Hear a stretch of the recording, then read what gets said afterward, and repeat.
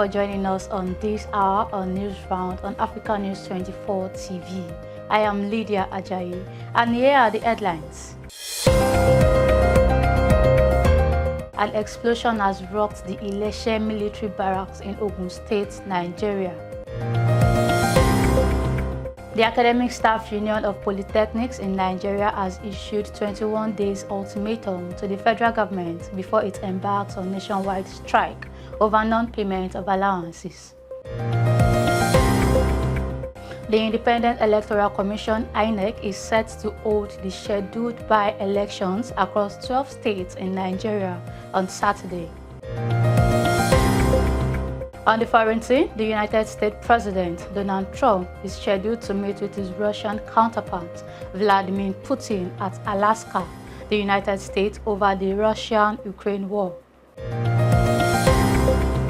Welcome back. The Nigerian Army has confirmed a minor explosion and fire outbreak at Ilese Military Barracks in Ijebu-Ode, Ogun State. The Army spokesperson, Lieutenant Colonel Appolonia Anele, confirmed the incident via a statement revealing that no life was lost to the incident. Anele stated that a localized explosion occurred within a storage building of the 42 Engineers Brigade Improvised Explosive Device Squadron, causing a limited fire outbreak in the barracks. He noted that a swift intervention by troops of the 12th Field Engineer Regiment in collaboration with the Ijebu-Ode Fire Service ensured that the fire was quickly contained. The Academic Staff Union of Polytechnics has issued a 21-day ultimatum to the federal government to meet its outstanding demands in an agreement entered with the union recently. The ASUP president, Shama Panja, said this while addressing newsmen at the end of an emergency meeting of the National Executive Council of the Union in Abuja.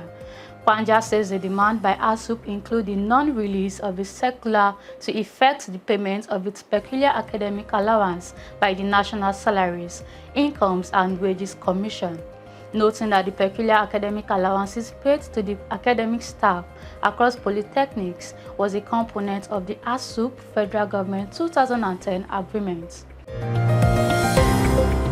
Still on labor matters, the Nigerian Labour Congress has threatened a nationwide strike if the federal government fails to return what it claims to be billions of naira taken from workers' insurance contributions. It also demanded that the government fill the leadership gap in the country's Pension Regulatory Commission within a week.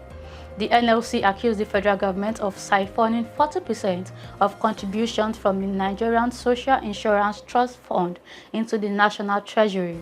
The fund, which is financed by payroll deductions from millions of workers, is meant to protect them in the event of injury or job loss. However, the National Pension Commission argued that the contributory pension scheme remains secure and continues to grow as it kicked against claims of missing funds. Moving on, the Economic and Financial Crime Commission is set to arraign 23 out of 93 suspected internet fraudsters arrested at a hotel within the precinct of former President Olusegun Obasanjo Presidential Library in Abeokuta, the capital of Ogun State. The suspected internet fraudsters will be arraigned before Justice D. Dipeolu of the Federal High Court sitting in Ikoyi, Lagos State. The EFCC spokesman, Dele Oyewale, made this known in a statement on Thursday, August 14, noting that upon profiling, almost all the suspects arrested were indicted for alleged offenses bordering on impersonation, identity theft, and internet fraud. In politics, the Independent National Electoral Commission will hold by-elections in 2 senatorial districts and 5 federal and 9 state constituencies across 12 states tomorrow.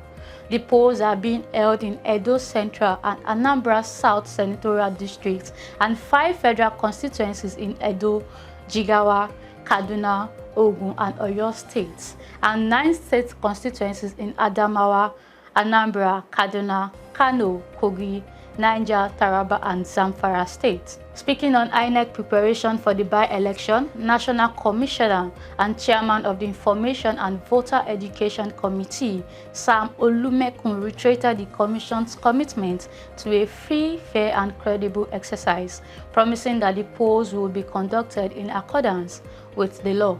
Olumekun disclosed that all bimodal voter accreditation systems had been configured for the elections. He also explained that 17 political parties have nominated 637 candidates for the 68 seats. President Bola Tinubu has appointed veteran media executive Rotimi Richard Pedro as the new Director General of the Nigerian Television Authority. Pedro, who hails from Lagos State, is an accomplished media entrepreneur and consultant with nearly 3 decades of leadership experience in broadcasting, sports rights, and marketing communications across Africa, the UK, and the Middle East. Others appointed by President Tinubu include Karima Bello, Katsina State, as Executive Director of Marketing, Mrs. Stella Dean Jacob from Plateau State as Executive Director of News, and Sophia Issa Mohammed from Adamawa State as Managing Director of NTA Enterprises Limited. Dangote Group has promised to offer full support, including comprehensive medical care and appropriate compensation to the accident victim, Ruth Otabo, sister of Big Brother Naija Season 7 winner, Fina, in Auchi, Edo State. Fina had on Wednesday, August 13, 2025, taken to social media to demand justice for her sister whose legs were amputated due to the severity of the accident. The accident occurred on Wednesday, just 6 days after Ruth graduated from Auchi Polytechnics. Nigerians are expressing concerns over the rising murders of girls in the country. Experts are calling on governments at state and the federal level to beam a searchlight on the growing trend. In this report, our correspondent, Praise Adeleke, takes a look at the scourge that has crept into the social fabric of Nigeria. Every morning, we wake up to breaking news that breaks something inside us. Another girl gone, another mother wailing, another life violently erased. Bàbá tó pa ọmọ mi mọ̀ pé bàbá ẹ̀gbọ́n wà pẹ̀lú mi ló wá wọ òkè yẹn lọ. No wá ní ha ọmọ yìí ti kú. Ọmọ yìí ti kú tí máa gbọ́ báyìí bí ṣe fẹ́ táwọn family member mi máa fi wá dé nìyẹn. No place is truly safe, even in religious organizations. Culture is having influence in it, economic issue because the society is not even friendly and everybody wants to be rich. Some of these girls are used for rituals that they are used by boys or men to make money, and because of the level of also covetousness in the aspect of the girls. These girls are not random. They were daughters, sisters, students, best friends. Each of them had a light, a voice, a purpose. We cannot keep mourning them like background noise. Every time we ignore this crisis, we write another girl's obituary in advance. Enough of the hashtags, enough of the speeches. It's time for action from everyone. Because until the day a girl can walk freely without fear, none of us are truly safe. On the foreign scene, the United States President Donald Trump has departed for Alaska to meet his Russian counterpart Vladimir Putin over the Russia-Ukraine war. Trump and Putin will meet at a Cold War-era Air Force base in Alaska on Friday, August 15, 2025, to discuss a ceasefire deal for Ukraine. The United States sees the ceasefire deal as a possible way to end the deadliest war in Europe since World War II. Ukrainian President Volodymyr Zelensky, who was not invited to the talks, and his European allies feared Trump might sell out Ukraine by essentially freezing the conflict and recognizing, if only informally, Russia's control over 1/5 of Ukraine. Both Trump and Putin are seeking wins from their first face-to-face talks since Trump returned to the White House.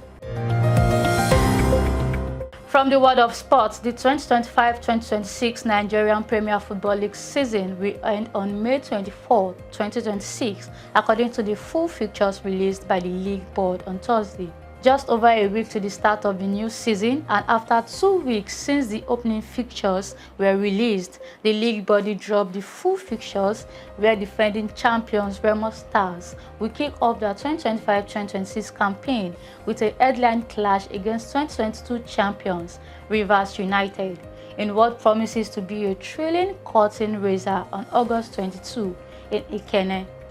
Other match day 38 fixtures include Rangers International's clash against Ikorodu City in Lagos. Plateau United and Kano Pillars will do battle in Jos, just as Rivers United will host Katsina United.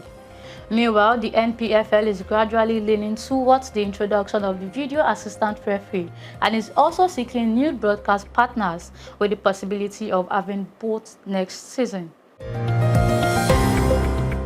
Moving on, Chelsea Football Club and their players have agreed to donate some of their Club World Cup prize money to the family of Diogo Jota and Andre Silva.